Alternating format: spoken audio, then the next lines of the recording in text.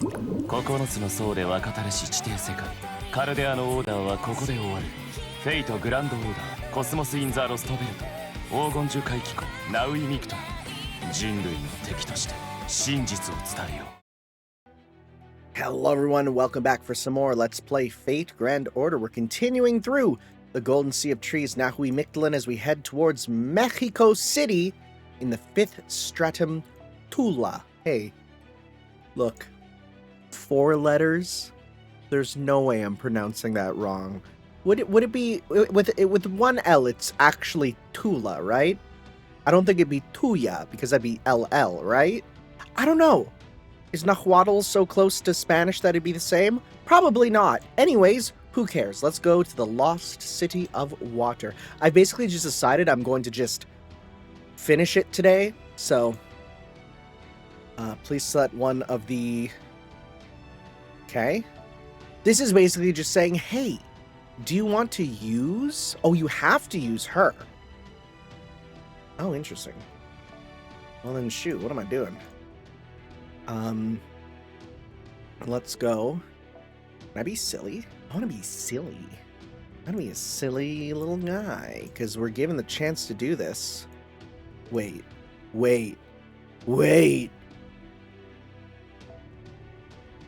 Could we? Oh my god, this might be really funny. The legendary. Ooh, baby, a triple! Well, then in that case, let's get you in your other outfit. Because then we have all 3. Wow. This is such a rare opportunity. I might as well take this chance, you know? Sure, right? Good team for this? Not at all. I don't care. Actually, I'll honestly keep you. Sure, you know what? You two? Sure, why not? Let's go. This is mad fun, right? How often do we get a chance to do this? Very little. So, let's go. Let's do this. The triple Koyanskaya of the same type, not of different types. Because there's the 2. We're just jumping right in. I'm guessing then this is just a battle on the way. Okay. What do we run into on the way there? I don't mind them just basically cutting to the point and just being like, yep, you're walking there and you run into an enemy. As long as there's like dialogue after, maybe. So. Okay. Okay, I just noticed what they have. They have full chain guns now. Okay. Hey, guess what? Aren't these guys the element that can, like, get majorly owned? So, like... Wait, are you not 100? Hey, get off there. Get off. Oh my god, you're not. That sucks. Well, whatever. Anyways. Okay, in that case, do I want to use that? Frick, what? Are you actually only level 9? That's stupid. Are you actually? Level 8? Ugh. NPC Koyanskaya, you're kind of stinky. Okay, in that case, right, we have, I think that's you on support there. So, let's go instead, I guess, with what we'll do is we'll do this. We'll do you next turn. Also, man, we are just hurting ourselves a lot, huh? Okay, we'll do this. Not that we even need that really, but let's go. Okay, that's you. So let's go get you just your little bit of meter. And then we'll do this. This will give you a bit. There you go. Now you got yours. And some stars for next time, too.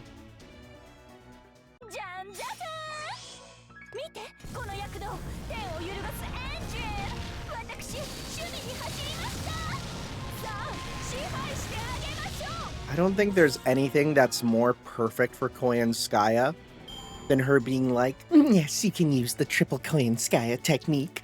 And then it being like, I didn't say I'm 10-10-10 though. Shut up. No, shut up. That's stupid. That's incredibly silly. What are you talking about? Okay, I don't think we'll use this just yet. Because no. That's ridiculous. Are you serious? Really? Okay. Let's just do this first.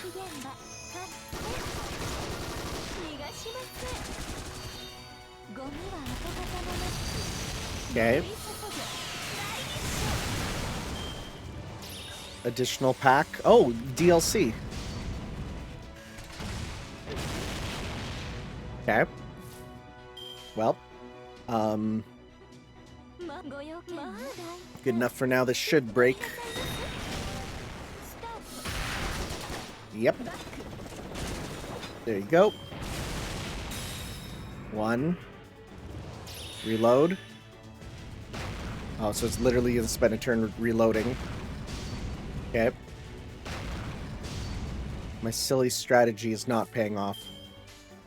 It's silly, but it's not a strategy.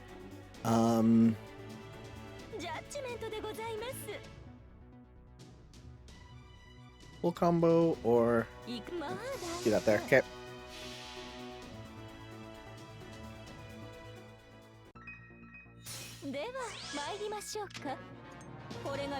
Since it's a simple spirit origin, there's nothing too crazy about this skin on it.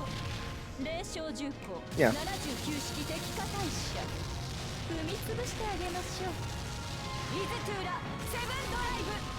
Of course she makes the tank in pink. Just a very Koi and Sky thing to do.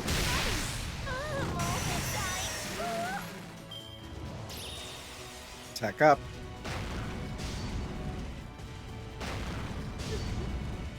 And you're done. Okay. Alright. My silly strategy? Maybe not great. At least we got these two who should be able to actually do a lot here. Right? They should be able to. Let's start with...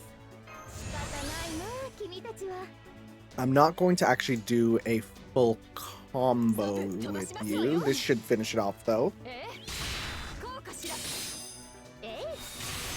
There we go. Break. Armor repair, guts. Okay, additional pack. Okay. Pop this. Let's do...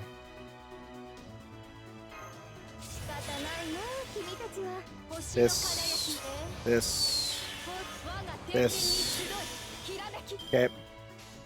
Let's go 1, 2, 3. Is it going to count as evil? Probably not. It's a tank. Tanks lack the ability to have traits, I feel. Unless the tiger head counts for something. She just suplexed a tank. Now is this going... Oh wow, we looped fully. Very nice. Okay, it's just the one. Evade? That's not fun. Thank you. Is it one or one turn? One turn. That's not fun, as I said. I don't think you have anything for doing that. Right? No, you don't. So let's just instead take this turn to simply get some meter. Thank you. Oof. I'm saving it because we do have one more battle. Okay. Estrella, honestly, might just be one of the most legitimately always useful servants. I cannot think of many opportunities when Estrella is not extremely useful to have. She's just very powerful. Most enemies are evil. She's very defensive. She gets huge crits. Fun. Okay. Whip of Taming. HP lost target focus. That sucks. Man. 4 left, 2. Okay, instead, let's spend this turn doing... Let's just start with this, right? Then we can get rid of that. There we go. So now we can actually attack it. Ugh. It's fine. It's fine. We're fine. We're fine. Let's go. 1, 2, 3, why not? Let's be a bit silly on this one.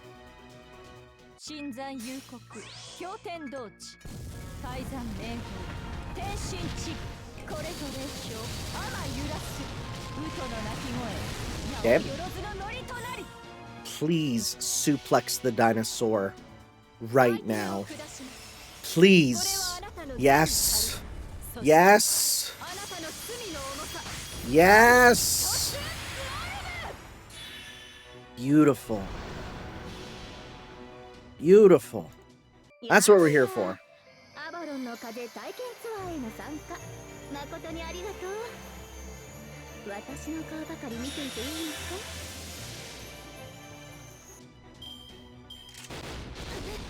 Okay. And time to finish this. The triple Koyan, fun, not very viable. You don't really realize how much those HP losses build up. And the fact that she was 8-8-8 instead of 10-10-10 just ruined everything, so it is what it is. Again, very fitting for her to be like, yep, I was just, I didn't say it was 10-10-10, right? This is what it is. This place looks nice. Are they all going to be wearing the masks? Is it around, or really just look like people? Oh, they're still all wearing the masks. They're all still speaking. It would be so funny if this is just Spanish and we just don't have anyone who speaks Spanish. I don't even have to read this, which is nice. I do like the symbols, right? We got gun. That looks like a maybe a scythe, hand, skull. And no matter where we are, Pepsi still stands, right? Well, you guys are always stanced up. I highly doubt this is actually translatable. If it is, I'm not gonna try. Oh my, this is not what I expected. It's like the big cities back home. It's true, there are so many people everywhere you look. There must be at least 30,000 coming and going on the main street alone. Oh yes, isn't it wonderful? Mexico City is currently home to 100,000 all-Oseleme warriors. The non-combatants, women and children, have built villages in the neighboring jungles where they work to support Mexico City. So the city was built solely for commerce, or rather, ritual purposes then. And what's more, you're saying they didn't do so on top of the ruins of an existing city, like with Chichen Itza. That they actually built this enormous metropolis from scratch. Not quite. I hate to admit it, but the actual city itself was provided by Tezcatlipoca. Tezcatlipoca, the divine spirit servant Daybit of the Cryptors summoned. He gave the Oseleme civilization in the form of this city. He gave the Oseleme civilization in the form of this city and revived Aztec mythology here in Mictlān. So here they worship the Black Sun, Tezcatlipoca, the Smoking Mirror, as opposed to Kukulkan. As a species, Oseleme are much weaker than Danos, but thanks to their far greater numbers, their adaptability, and most importantly, their aggressive nature, something the Danos entirely lack, they've flourished, as you can see. I understand that this Tezcatlipoca guy and the Oseleme are called his enemies, but all that aside, I've got to say, this city doesn't suck. It's full to bursting with the energy of people determined to live and improve their lives. If anything, this city is closer to the colors Mash and Tanner emit than anywhere else I've seen. That's not good. You're making Tepu think that we're evil. Young Miss is an inspiring leader. I must advise against making statements which might hurt or offend your supporters, especially when they're standing right next to you. What are you talking about? I'm not saying the Oseleme are better than Danos or anything. Did you not hear all that aside part? Besides, if we're talking about who we like more, I like Tepu 100 times more. He's way smarter and nicer than any Oseleme I've met. Yay! Anyway, I think you've got a sense for Mexico City now, right? Then let's get to the reason why we came here, Caldi's abducted staff. Leonardo da Vinci, Sion Eltnam, Nemo, and Kadok. I suggest our first order of business should be to find out where they're being held. Does that mean you think we should split up? I'm not sure that's a good idea. We may look like a settlement to the people here thanks to my disguise spell. Oh, well, there we go. Okay. But we still can't understand them. It's true. Even the Ortnax's built-in translator doesn't seem to work with their language. That neatly rules out gathering information by conversing with the locals, so our only choice is to search for a likely holding area on foot, somewhere heavily guarded perhaps, or where we can sense Nemo's presence. Of course, were I in Tezcatlipoca's position, I'd keep them somewhere which would block detection of such things. What about those two buildings in the center of the city? I think those are twin temples. They're both about 60 meters tall. Each has a path leading to the roof, and I can see what looks like altars in the center between them. Could you imagine if we crash the storm porter into that? Oh no! Oh yes, those are the sacrificial altars where they pluck out the still beating hearts of their sacrifices. But that's not important right now. We can save that topic for later. Those temples are dedicated to Tlaloc and Huitzilopochtli. Huitzilopochtli's temple contains a divine space for Tezcatlipoca to rest. And Tlaloc's temple contains a throne of the Aselamis king. I'm afraid your disguise spell won't work on Tezcatlipoca, Father Kodamine. And since he'll almost certainly kill us the moment he sees us, we should keep our distance from those temples. Who's Huitzilopochtli?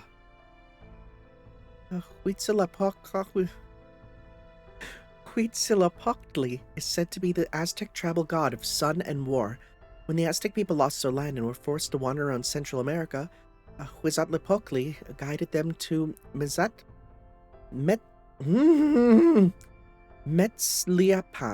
which is so am I wrong in thinking that this is the inspiration for what we call like Mictlān now? Maybe the Lake of the Moon. He's a war god who demanded countless sacrifices as fuel with which to move the sun. It's said he wields the fiery snake Huitzilopochtli.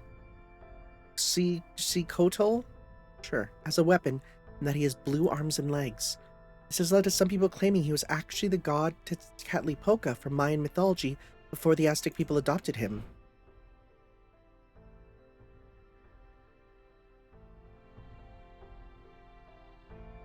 Oh, yeah, does Xiquatl have anything to do with Quetzalcoatl? Yes. Since Huitzilopochtli wielded Xiquatl as a weapon, he was said to be an enemy of Quetzalcoatl. What about Daybit? Daybit rarely comes to Mexico City.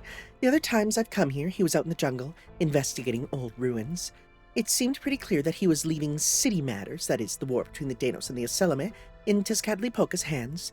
Also, he could focus entirely on his personal field work. I swear, I can't tell if he hates being a cryptor or loves it. Well, never mind that. It sounds like we can go around the cities we like, yeah? This will be my first time getting to see actual humans in their element. Tanner Mash, I'm counting on you to explain anything I don't understand. I'm afraid that won't be possible, young miss. Since we can't actually speak to anyone here, we'll need to make more effective use of our resources. Given the possibility of unforeseen complications, I think it'd be best if you and Tepu waited outside the city. What? How come? It's because of my size, isn't it? I may look like an ocelotl, but I'll still bump into people in large crowds. And similarly... Oh right, Olga Marie's horns. Yeah, they're pretty massive. You do take a lot of space horizontally. Can you pop those off by any chance? You say the most bizarre things sometimes. You know that, right? And of course we can't. And don't ask me to make them smaller. Believe me, I've already made them as compact as I possibly can. Whoa. That's worrying. I'm so sorry, Olga Marie, but I think we need you to do the prudent thing this time. Yeah, okay. Your companions' lives are hanging in the balance here. Fine, I'll save my colonial observations for another time. Also with real humans, maybe. You know? Not ones who are... and just jumping around and stuff, I guess. But in exchange, I want you and Tanner to get a good look at the city and my place. If we're going to fight the Aselame, learning about their culture, ideology, and way of life is the best we can do. Is the least we can do. I know we've had to fight them without knowing anything about them so far, but things are different now that we have a chance to learn. And since you'll be acting as my special secretaries, I don't want you to use ignorance as an excuse for brutality. Okay, I don't know. They don't seem to really be a people from what I've seen, but okay.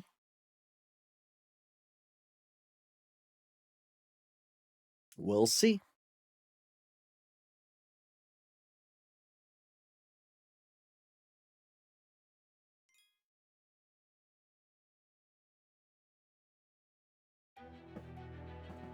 All right. Mexico City or Mexico City, depending on how you look at it. It has the accent. If it has the accent, that's the only reason I'm doing it, right?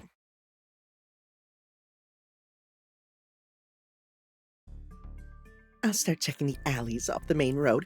If things take a turn for the worse, I'll come rescue you on my motorcycle, heart. I'll take a look around the temples. Don't worry, I'll keep my distance. I just want to get a handle on their structure. You two should take the main street. Don't forget to behave like a Seleme. Looks like we have a big street to cover. It's a shame we won't be able to talk to any of the Aselmet since we don't understand their language. Habitrot, you make sure you stand by in your spirit form. Yeah, I know, there are no child Aselmet in the city, so I'll only draw more attention if I materialize and use the disguise. Besides, I can always pop out and help you in a fight in an emergency. Don't worry about me. You two take your time looking around. It's weird that Habitrot's kind of the foo, and yet she talks. And not like foo talk, which is just kind of like, I'll never talk again. And then later on, it's like, foo, I hate all of you, foo. Well, we could say it's crazy busy here, if nothing else. Yes, this street was nothing but shops. Although, don't you think this city feels a little too lively? It's hard to be sure since everyone's wearing masks, but they all seem to be strangely on edge.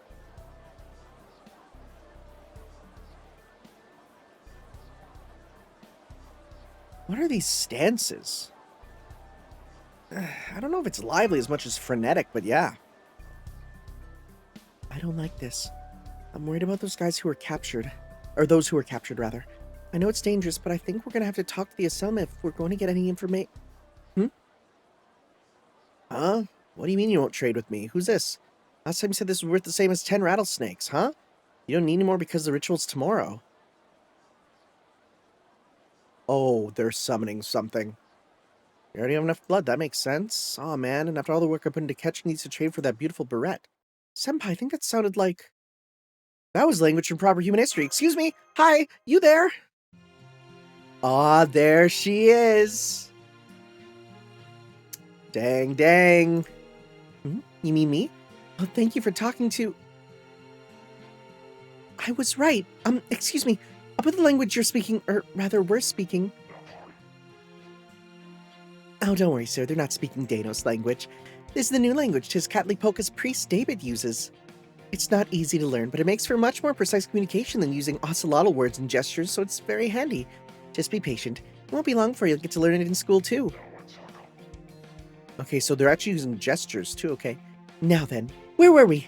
Nice to meet you, travelers. My name's Kuwatli. What are yours? I see you learned how to speak proper human history language, too, just like King Iskali. Yeah, sure, yeah, I guess you did, too? Yep, it wasn't easy, but it was so cool and stylish that I picked up in no time. Are you impressed? Are you gonna compliment me? Never mind, such direct praise can be kind of embarrassing. So, how come you went out of your way to talk to me in a foreign language? Are you trying to beef up security ahead of tomorrow's ritual? I guess the rumors about Chaldean conquerors in the area must be true. But sorry, I'm not a soldier myself. I just came to Mexico City to get this beautiful jade barrette. So I'm afraid I can't take part in this sacrificial ritual. I'm a landscaper and a farmer, not a fighter. So all the female settlement do live outside the city, just like Koyanskaya said. I'm not sure this lady knows too much about Mexico City, Master. What would you like to do? Say, have we met somewhere before? Maybe. The jungle's pretty thick and it's easy to lose sight of things in there. So maybe we pass each other without realizing it. Or maybe you've traveled with someone who looks a lot like me? What a lovely coincidence that would be. Smell honey from him? You'd be willing to trade for that? Just out of curiosity, you wouldn't happen to have anything sweet on you, would you? You mean like this?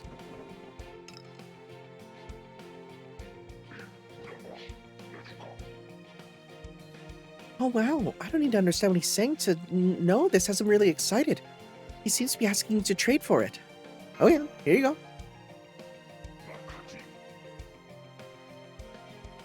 And here you go. Huh? You're giving this to me? May I ask why? Because I doubt I'll ever meet someone who looks like you again. I see. So that's how you two think. Okay then, don't mind if I do. Wow, a human's never given me a present before. Let me tell you something that just might help you out, as my way of thanking you.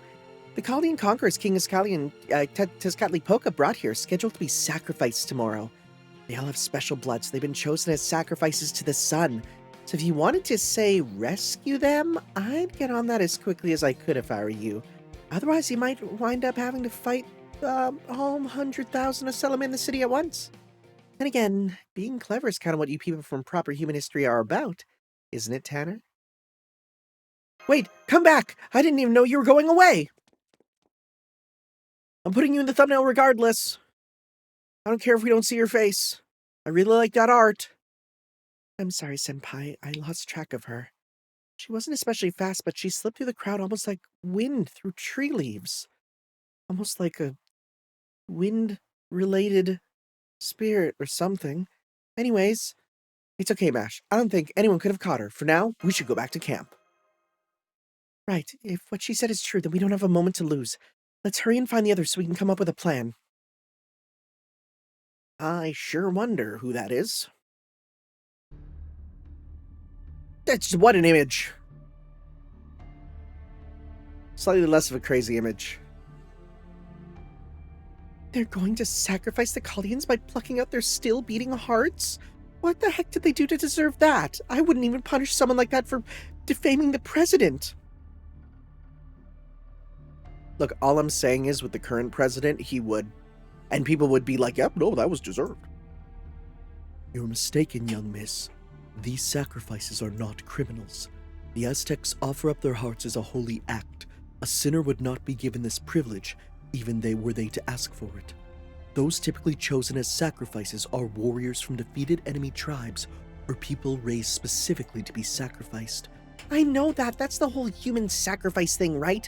That doesn't change the fact that they're killing prisoners. These rulers should be ashamed of themselves, killing outsiders and hoping it'll make things better for themselves. Wow, she's really angry about this. She really is. The circumstance our friends are in seem to be genuinely upsetting her. I'm upset because I'm disappointed in myself. I'm disappointed that I was so impressed by the Aselima building such a big city that I gave them 4 stars. I never noticed she has half a Chaldea symbol as an earring. I mean, it's probably just a diamond, but it's also half a Chaldea symbol. Excuse me, may I ask a question? Why sacrifice them? Did this sort of thing happen in proper human... Oh, we're making him hate proper human history by telling him about how bad we are. I understand it's more important to focus on how we're going to rescue the 4 Chaldeans before they're sacrificed, but... Not at all. These are precisely the questions which may allow us to begin understanding the Aselime, as well as be key in rescuing the hostages. It's quite a pertinent question, Tepu. In fact, I have a question for you as well, but it can wait till later. For the moment, this represents a good chance to explain the purpose human sacrifices played in Aztec civilization. Oh boy, lecture time, let's go! I advise you listen too well, Tanner. Did that backwards, but... Yeah, this seems like something I should know. All right, I'll try to be as concise as I can. The Aztecs were not the first civilization in Central America. Some, such as the Olmecs and the Zapotecs, predate even the Aztecs. And as Aztec mythology was the last to originate in Mesoamerica, it was heavily influenced by Mayan mythology, which itself was influenced by the Olmecs.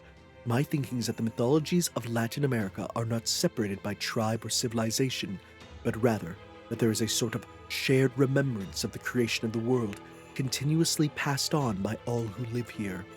Remembrance, Is this like some sort of image the jungle has planted in people's minds? That's right. Remember, this land is vast, and these intertribal conflicts were a constant part of their daily lives, so the people who lived there would never be so greedy, or perhaps arbitrary, as to mix in their own motives with their creation myths.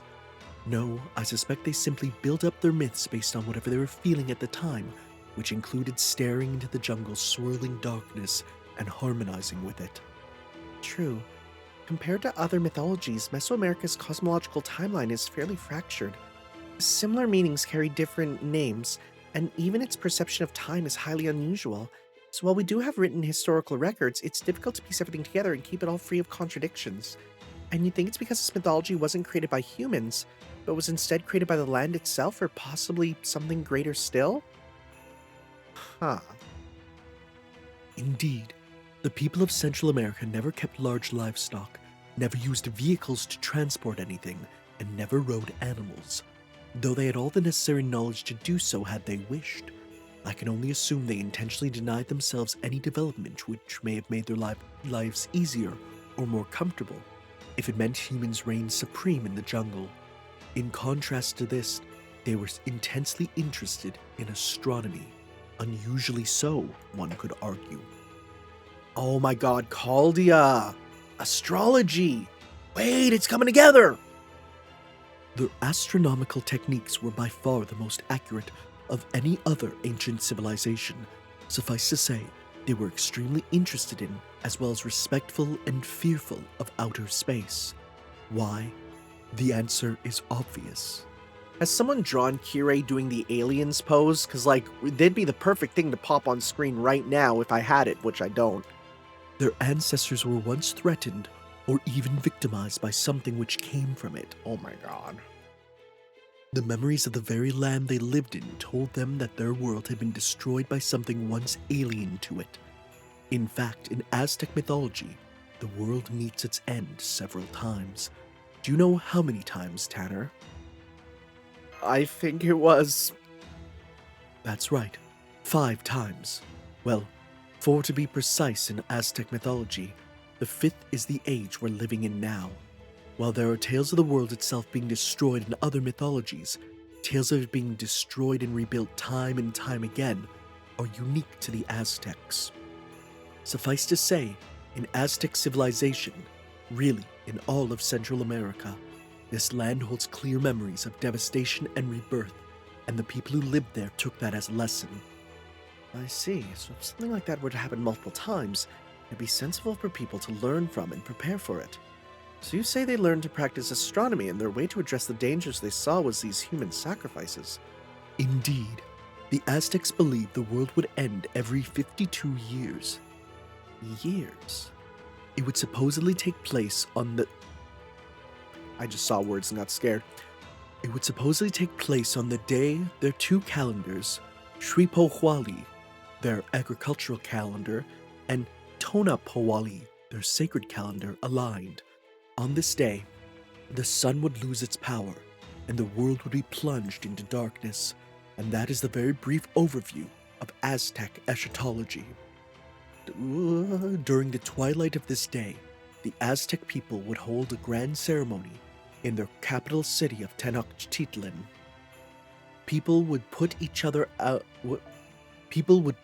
out each and every fire in their homes and village. These symbolized the old years. They would then offer their own blood for the ceremony, fervently praying for the sun's return out of fear tomorrow may never come. Aztec priests, filled by the fervent wishes of their people, would then tear the still beating hearts from the sacrifices and offer them to a new grand fire, which symbolized the new cycle. The belief was that this would grant the sun sufficient power to keep the world alive for the next 52 years, allowing the world to be reborn. Human sacrifices were neither an offering to the gods, nor a means of controlling the populace. They were the embodiment of the people's wishes for the world to be born again. Yeah, hi, remember how we were hearing about how it doesn't matter, our world's almost over anyways? Interesting. In Aztec mythology, there is no way to save the world from devastation, but to unite all people within our nation. It is inevitable. That was the common understanding among all the people of Central America. The fact they simply accepted the sun's death and the world's end as facts of life goes to show how harsh and unforgiving life must have been for them. Can't believe it. You're all from proper human history, and you're all so gentle and rational. To take such utter madness so seriously, Did no one point out to them that the sun operates quite independently of any human intervention? Madness or not, this was their truth. Only those who were alive at the time can take issue with it. All we can do now is remember and record their experiences. That being said, I believe that, in terms of magecraft, this was all very much real. The fact is, once the Aztecs stopped making human sacrifices, their empire came to an end. Their mythology and their world is now completely gone. That's news to me. Is this just your own weird interpretation of things? This interpretation is all in keeping with their mythology, Koyanskaya. You may recall that earlier, I said that Tezcatlipoca and Quetzalcoatl used to feud, but it never said what it was they were feuding over. After everything I've told you, perhaps you can now you can say what it is they disagreed on, Tanner. Pro wrestling and guns? Exactly what is the Quetzalcoatl you know like? Some kind of meat-headed noblewoman? Yes, and I want her to throw me into the sun. No matter. Quetzalcoatl would always have been delighted to see the human race living well now, to see their lands boast a flourishing civilization. At any rate, the correct answer is the ritual of human sacrifice.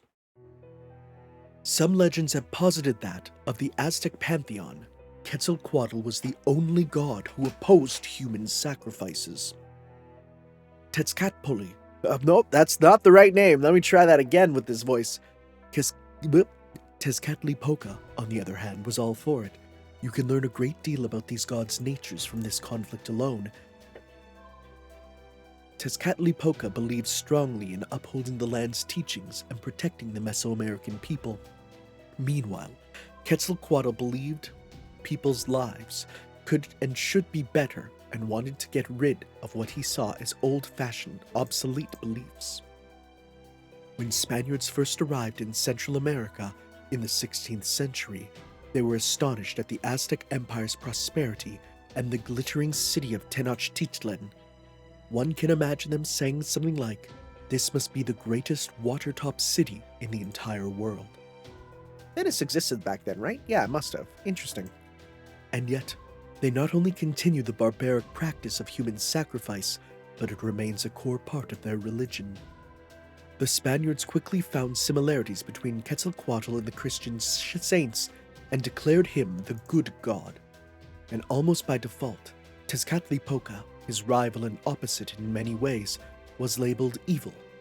In spite of this, Moctezuma II, the king of Tenochtitlan at the time, not only let Hernan Cortés, leader of the Spaniards and eventual conqueror of the Aztecs, into his city, you may recall he did so with open arms.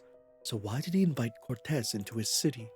Some say it's because he believed Cortés was Quetzalcoatl, whose second coming was prophesied after his vanishing, but that doesn't quite make sense.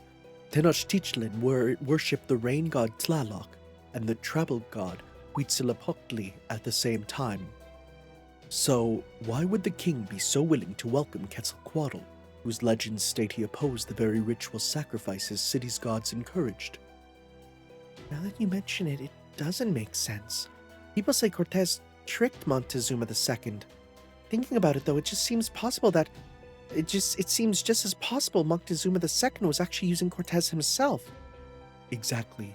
The historical record tells us Moctezuma II was relatively weak compared to other well-known rulers, but he was also wise, open-minded, and above all, had the vision to imagine a better future for the Aztec Empire, sharing similar qualities to Quetzalcoatl. It may be that he believed the Aztec Empire's neighboring tribes would eventually destroy them, and so brought in an outside power in the form of the Spaniards. For that to happen, he knew he would have to destroy the foundation of human sacrifice upon which the culture was built. When Cortés showed up and said he was going to be the second coming of Quetzalcoatl, Moctezuma saw him as a tool to be used. So he invited the conquistador into his city knowing he was poisonous, but then he found himself on the losing side of the game the two of them were really playing. Cortés was a foreigner. He knew absolutely nothing of Mesoamerican cultures, so my guess is that Moctezuma II thought it would be easy to make use of him. But before he and Moctezuma II met, Cortez met a woman who would prove to be his very own good luck charm. A local woman called Malintzin, nowadays named La Malinche. The daughter of a nobleman, La Malinche was an intelligent woman who had been sold to a rival tribe as a slave. She was then taken by Spaniards as spoils of war after they defeated La Malinche's new tribe in battle. Her noble background and education meant she had no trouble learning their language. She taught Cortez about the Aztec Empire's language and culture and investigated its weaknesses for him. Consequently, it's believed Moctezuma II was the one who wound up deceived, and the Aztec Empire fell to the Spanish one. It's said that the Spaniards' victory was a miracle since they had only 600 cavalry to the Aztecs' 200,000 soldiers, but the truth is, La Malinche was the true cause of the Aztec Empire's downfall. People have already told me, like, some of the stuff that's being said in this, super wrong. Super outdated and super wrong. Which, yeah, you know what? Yeah. I mean, on the one hand, this game is, really going into the history, which is, I kind of prefer this to, the fake Fairy Britain stuff. Like, that was kind of interesting, but I kind of prefer it to be based on reality. Even if the reality is like, yeah, there's a lot of stuff here that isn't 100% right, but okay.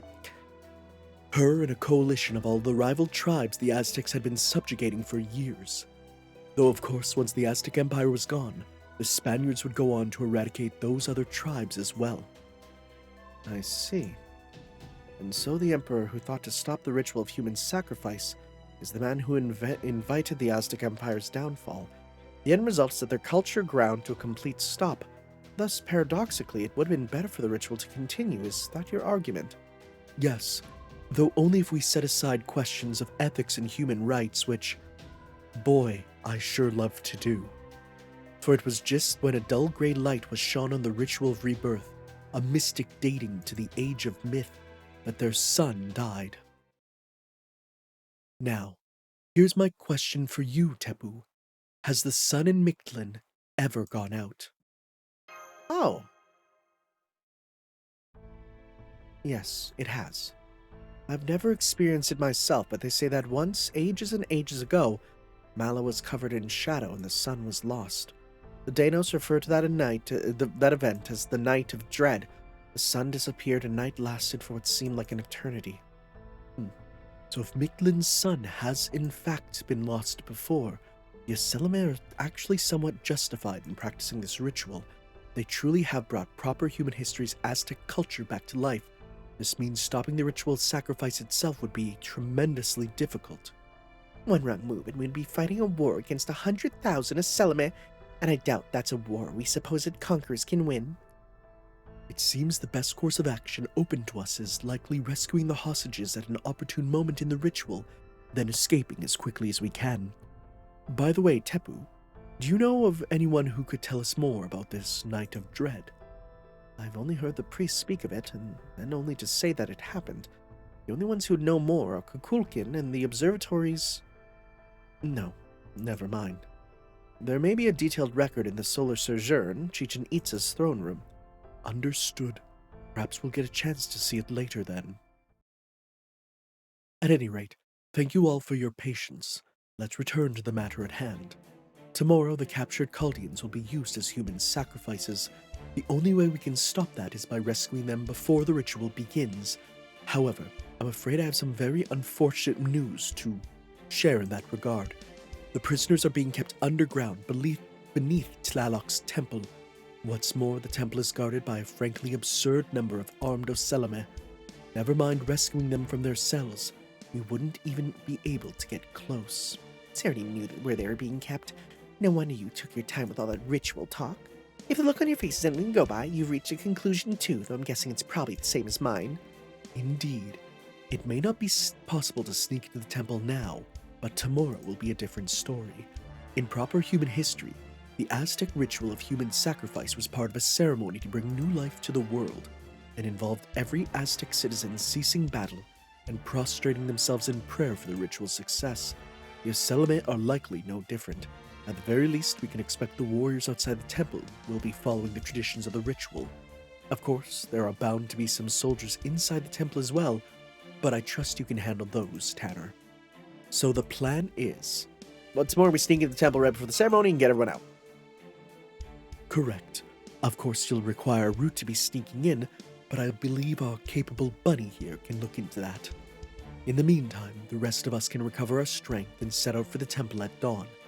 How does that sound? Why are you even asking? There's obviously no alternative. Very well. I shall secure a route into the temple. The rest of you enjoy your pleasant little chat. I swear on NFF services that I'll find the safest route possible. Hey, so it's very weird that we're just like working with all of them, you know? So, yeah. Let's do this. We're just going in, huh? Okay. I want to beat this tonight, honestly. It's the weekend and I want to get this done just so I can like not have to worry about avoiding spoilers anymore. Well, except for people reading shitty machine translated copies of the second half. Don't do that, please. Please don't. That translation is so bad. Oh my god, I looked at a few of the screens that people were using for like the last Lostbelt. Oh my god, dude. How do you read that? It's actually like people are like, oh man, this game's translated so badly.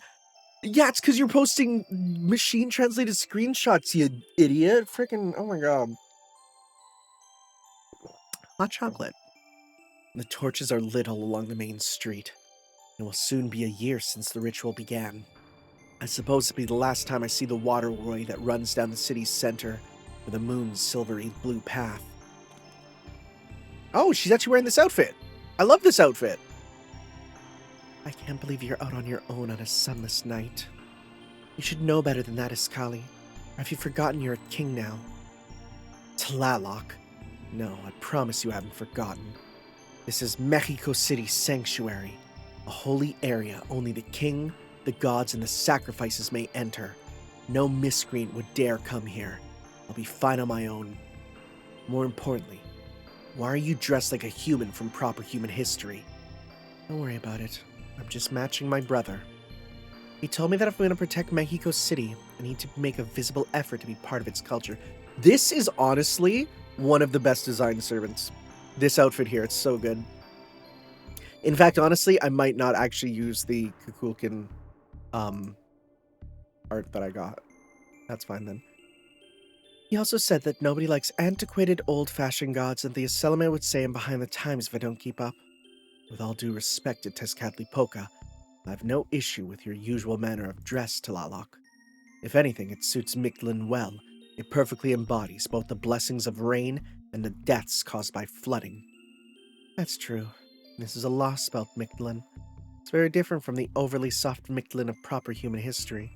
Here, only fighters can survive. You know what Aztec mythology considered paradise, Iskali? A world where Mictlān is populated by non-warriors.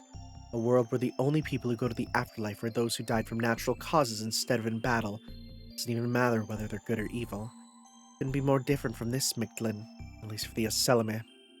The Aselame are all brave warriors, yes. Dying in battle is the greatest offering they can make to Tezcatlipoca. This is where proper human history's Aztecs went wrong, not just with the ritual of rebirth.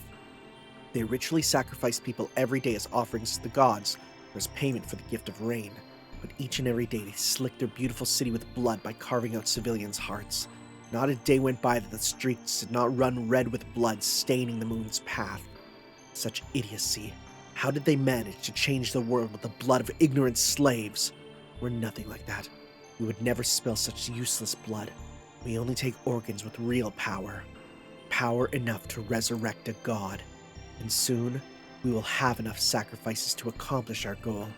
The Chaldean mage and the expertly made artificial human both have hearts rarer than any Danos. It will be the perfect final sacrifice to resurrect the true Tezcatlipoca.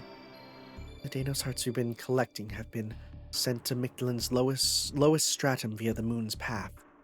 The moon's path? Did my brother tell you about the lowest stratum? He did. Uh-oh. He said there's a weapon sleeping there that will destroy proper human history once and for all. 1 year ago, Tezcatlipoca, came up here to bless the 5th stratum from the bottom one, and blessed us with weapons. So we could return with him to the bottom stratum in a year time, and use the weapon there to destroy proper human history. Uh-oh! That is his will, and we will gladly obey. We will, here in Mexico City, eradicate the Danos, seize power over all of Mictlān, and replace the absurd proper human history, and become the next dominant species of this world. Yes, that's more or less correct. Very well then. Resolutus Kali, you have grown over this past year, and proven yourself to be the human Tezcatlipoca. Make sure the ritual tomorrow is a success. Remember, if it fails, your life is forfeit. Yes, Tlaloc, I won't let you down. I will destroy proper human history's world.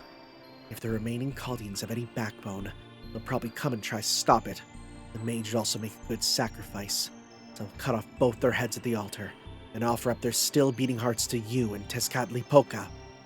You forget that they beat once you beat them? Wait, oh, sorry, nope, that's what? Did you forget that they beat you once before? Have you grown arrogant because death holds no sway over you? Your body was charred to a crisp at the storm border. I pulled you from the river myself. So remember your debt to me and be honest. Do you consider proper human history a worthy foe or not? I look down on them, but I do take the threat they pose seriously. They're immature fools who lose all sense when they see one of their compatriots die. As a warrior, I am neither able to understand their feelings nor do I wish to. Even if they intend to kill us, they are woefully unprepared for the possibility of their allies dying. I've never hated anyone so much in my life. These proper human history humans are absolutely revolting. I was raised by Tezcatlipoca. I see the very foundations of their civilization repugnant to me. I see. He refuses to understand them, yet he still can't let go of his hatred for them. Tlaloc? I was just thinking out loud. But if you heard me, then think carefully about what I meant. Tlaloc, please wait. What is it? Is your, forehead okay? I mean, where Tezcatlipoca shot you? If it still hurts, I can have some medicine brought to you right away. That will not be necessary. I told you I'm tough. Such thoughtfulness is a mark against you as Tezcatlipoca. But don't worry, I won't tell my brother. Does Bro have a crush on her? It's a bit weird considering he's trying to become her brother. As I thought, we cannot call anyone from in here. Looks like this building itself is a sanctuary. Maybe it's the home of a very powerful divine spirit. No, that alone would not explain the jamming of this nature. It's almost like it's an entirely different world, like the inside of a living creature. That's concerning. Or the inside of a spaceship which cuts off all radio waves is also concerning. Tlaloc, are you listening? How long do you intend to sit around sulking? You do realize you're going to be sacrificed tomorrow, right? Do you not care enough about getting out of here? Oh, there you are in that outfit.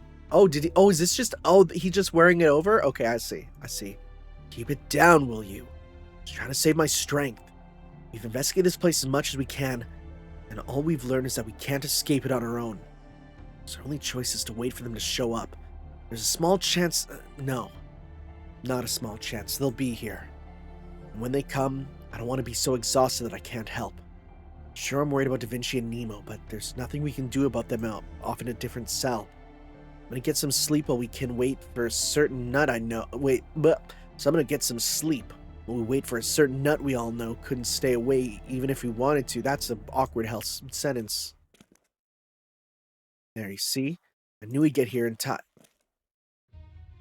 Sorry. I doubt I'm the nut you hoped for. So someone said something. They said, like, if you look at his hand, you'll see something weird. Someone in the comments was like, if you look at the hand that he has the command seal on, you'll see something weird. I don't. That's just, I know he has his command seal is freaking weird. It's like a big Chungus chunk, but like, yeah, I don't know. I even looked to it and people said, like, look at his hand. And I'm like, I don't know what that means. I'm looking. Is that he has very long feminine fingernails? Is that it? I don't know. Sorry, I doubt I'm the nut you hoped for. Daybit? No, I shouldn't be surprised. This is your Lostbelt. It even sounds like you're the one who sent the Ocelomate right after us, after the border crashed. Not to mention how in the last meeting, you and Beryl were talking about how your Lostbelts gave you plenty of opportunities for methodical killing. I sure as hell didn't expect you'd hand guns to the locals and make them into an army, though. It's my servant's decision to go pay your ship a visit. I had nothing to do with it. I've been away attending to a different matter. Only just got back to Mexico City.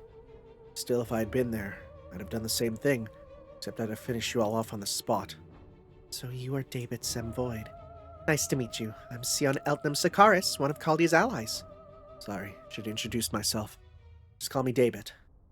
You must be the intermediary between Kaldi and the Wandering Sea, and the engineer of the anti-foreign god weapon. I'll make a note of your name and face. You're probably one of the first we should kill. I'm not as talented as Wodime, but at least in terms of memory, I hold my own against anyone else. If we're ever in the same room again, you'll be the first one I kill. Promise. Okay. Adam, correct me if I'm wrong, but he just announced his intent to kill me, did he not?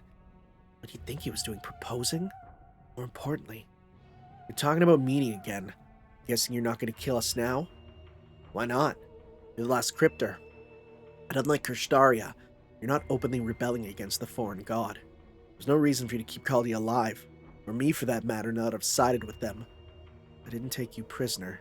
This Kadli Poka did. He has his own ideas and goals. Messing with them when I'm late to the party just feels wrong. So you could say he beat me to the punch. He's not the type to announce when he's heading out. When he does come back, he'll say things like, "Hey, I spent your life savings, hope you don't mind," as if it was no big deal. That sounds more like an abusive relationship than anything. So you two don't get along for shit, huh? You're not killing us because you're afraid of your own servant. That about right? Yes, he's one hell of a servant, truly. He pulled Mictlān out from under the thumb of the alien being that was ruling it and established proper human history rules here in only a year. In fact, Mexico City really belongs to him. He pulled it out of the thumb of the alien being that was ruling it. That's not the foreign god. Uh-oh! He summoned temples, trained their Ocelomate, had them build this city, chose their king. I only summoned him, nothing more. Kaldi means to go to war with this Lostbelt. He's the one you need to defeat, not me.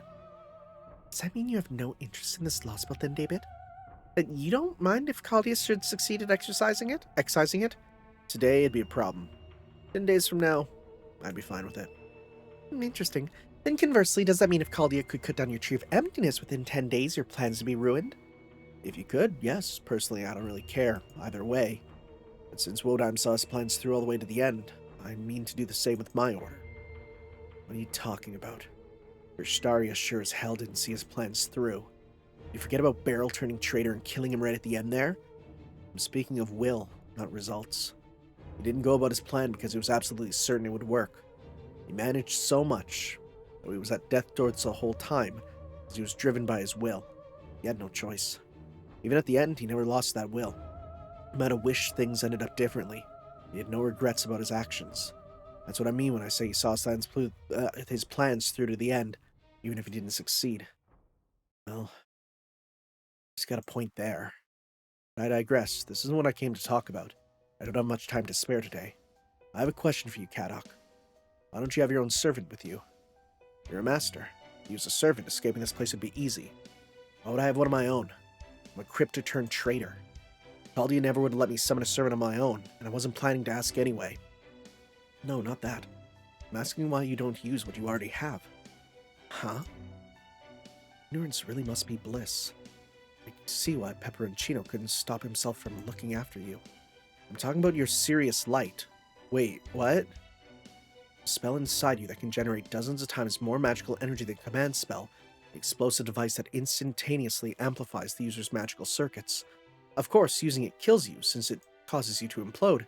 The serious light is a bomb, kind of insurance Marisbury prepared to ensure a cryptor could always complete their order at their race shift destination if they failed. Even if it meant destroying the entire site to do so. Yeah, I don't think it's a great idea. It's a good thing Ophelia was already on the brink of death. She died before her Sirius Light could kill her. What? It wasn't the Sirius Light that killed her? Had she used it before she was injured so badly, she would have died, taking Kaldi and the Shadow Border with her. Oh! It's a nuke. Okay. I have a feeling that's going to be used at some point. That's a Chekhov's gun if I've ever seen. It's been a while since I've seen Chekhov's nuke. You know. I kind of figured. My barrel was there, right? Make sure we use them. If a cryptor ever got scared and tried to run from a singularity, force them to activate their Sirius light, complete the order by destroying the singularity's distortion. That's why there were 7 of us, because Marisbury never believed we'd actually be able to restore humanity. That was his intention from the start, yes. Huh, so what are you saying? Think I should use my Sirius light and kill both of us here and now? You could, but Da Vinci and Nemo are both in the next cell. Don't mind killing them too, I won't stop you, but I wouldn't recommend it. The Sirius light may be a bomb, but for a master, it's also a wild card. It lets you order your servant to do something far beyond the usual bounds. Remember what I said about Ophelia? You won't implode if you kill yourself shortly after using it. Once you use it, your death may be inevitable, but it can at least give you a chance to accomplish something first. The choice is yours, Tlaloc. That's it? What even come here for? To see who I'm up against. Because I can't kill you, it's the least I can do. So he's saying to basically summon a servant with a knife at his throat, cause it to happen, and then kill himself so that it doesn't implode. That's ridiculous. That sounds like an exploit in a video game. Well, now that was something. Nothing I heard about him could have prepared me for meeting him in person. Even though he was right there in front of me, it still did not feel real. Nor do I have any idea what he was talking about. I'm impressed you're on a team with him, Tlaloc. Felt more like I was talking to a hole in the very world than a person. I know. I felt the same way at first. Believe it or not, he's actually pretty thoughtful, and the guy can read a room. Well, he's better than most gamers. He's the kind of guy who only says what you need to hear, so there must be a reason why I brought up the Sirius lights now. He's telling me what to think about where I want to use mine and what to use it for. Sion, I have a favor to ask you. Would you mind keeping this discussion to... Yes, copy that. You want me to keep what he said about the Sirius light's intended use to myself, right? I would like to refuse, but I'm forced to admit that you still have yours because I was unable to remove it from you. So I'll follow your lead here. I too know how to read a room after all. Cool. So is he just going to blow himself up and take Ort with him? Because that's my first thought. And I hope not, because I like Tlaloc. I do. I think most people seem to. There's like nothing about Tlaloc that's like dislikable. What the frick are we fighting? Okay.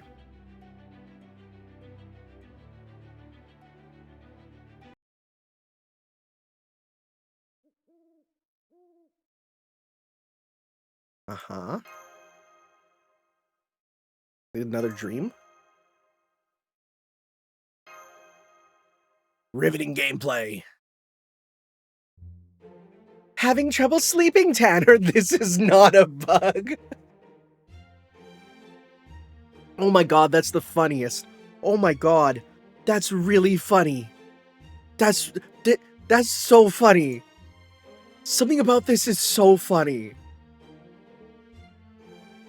Are you that worried about tomorrow's rescue operation? Shh, you'll wake everyone. Hey, it's okay. When you're worried about your friends, your brainwaves form this beautiful spiral pattern. I'll praise you for that. But I can also tell you're not going to get any rest like this, and that I cannot allow. What's the expression here? Good things come to those who sleep? No, a well-slept child is a well-kept child? Whatever. Point is, you need to sleep for a big day, right? Can't do that on your own, then I'll help you. You just need to be really, really tired, right? What are you going to do to me? The implication here is, Mash is right here. I can't do that. Then leave it to me. I've never done this before, but it's super easy, so I'm sure it'll go great. What is she doing? Oh no, this can't possibly end well. Alright, empty your mind and leave your body in the universe's hands. Channel open. Program name President of Earth. Now get ready for hell inside my mind. What are we doing?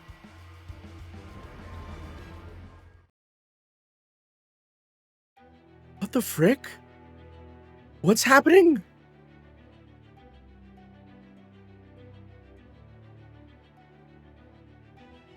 Okay. I just don't know what we're doing. I think my best bet is literally just to use my team of Here's characters I use when I don't know what I'm fighting and will just kind of work for everything. Which is basically, where is it? You. I'm gonna replace you with also Arcuid. Because that works. Freaking, I don't know, man. Put that in, I guess. And, last man standing. With the snowy place. Too much. Okay. This is a 9. We'll give you a 5. Arts card, Arts, Sea Star, Rider, Lancer, Caster, Buster, Crit. Evade and debuff, resist? Sure. Okay. I don't know what we're doing, so let's just see what we're fighting. The hell inside her mind, apparently.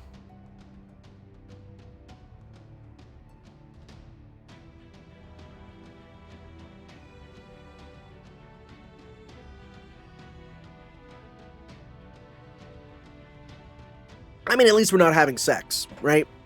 That'd be bad. Unless this is just a metaphor. Okay, why is your mind Fate Extra? Why is your mind this event?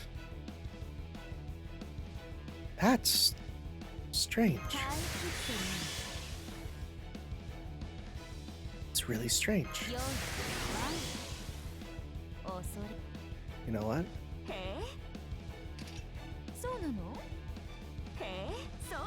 It's a meter with you here. Just to be careful. Just to make sure we have enough. This is... I just realized this is NP5 Arcuid. Holy moly. Thank you. Thank you, for sure. Battling Arcuid, this really is Fate Extra. Also, there's no background change, which is interesting. Okay, now it's just, yeah, random servants. Why these guys?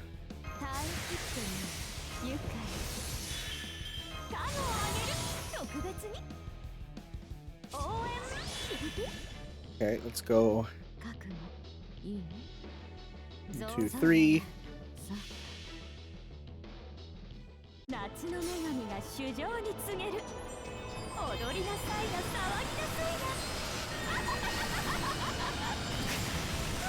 Big overkill. And I think if there's only one enemy left, I think I won't use a Noble Phantasm, but instead just, yeah, I mean, yeah, whatever. Do this here. Oh, frick, never mind. I was hoping to get some with Doji, but nope. Big, strong kill. Okay. Why Tlaloc now? Wild Mictlān. Unable to act excluding floating servants. Well, it's a damn good thing I have one of them. Hey. Gonna use this turn to do more damage with you. Oh. It's like doing no damage. Okay.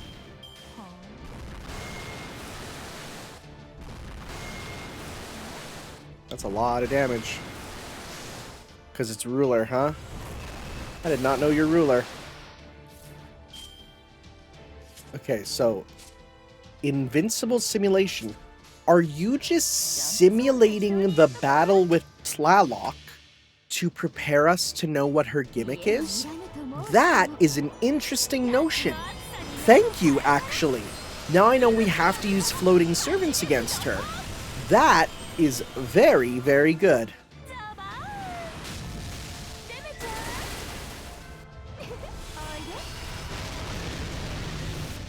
It's not a real battle, of course. showing just the gimmicks to us.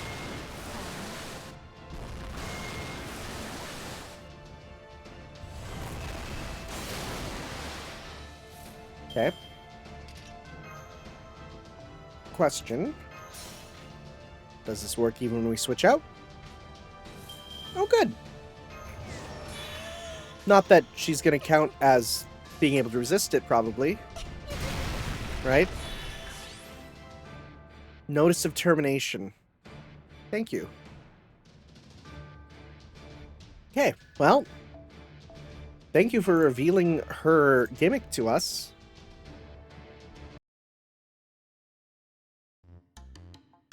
Well, what do you think of my special simulation? Worst game ever! That can't be right. I spent a whole day trying to get the balance right. Okay then, tell me exactly which part was bad. Be specific. Wait, what? It was just you and me flirting. What? That can't be right! I said it. No, I said it for combat. I mean virtual enemies and everything. All that aside, was that last enemy? So you did get what I was going for. That's right, that last enemy was a recreation of Tlaloc, the divine spirit we heard about at the storm border. There's a really good chance we'll fight her tomorrow, right? So I let you get some practice in ahead of time. If you're going to fight her, you need to prepare for endless floods and river currents so strong you can hardly move. She would never have taken them by surprise if you had been there. She would have never taken them by surprise if you'd been there. If I'd been there, but there's still no telling when a battle might break out. But now that you've fought her once, you should be able to form a plan, right? Ever since you've never lost a rematch. You can choose servants who always float, or servants who can handle the strong currents with no trouble at all. Either way, I'm sure you can find a great way to win. I'm counting on you, Tanner. Thank you, Madam President. It's fine. Besides, it's all I can do to be useful.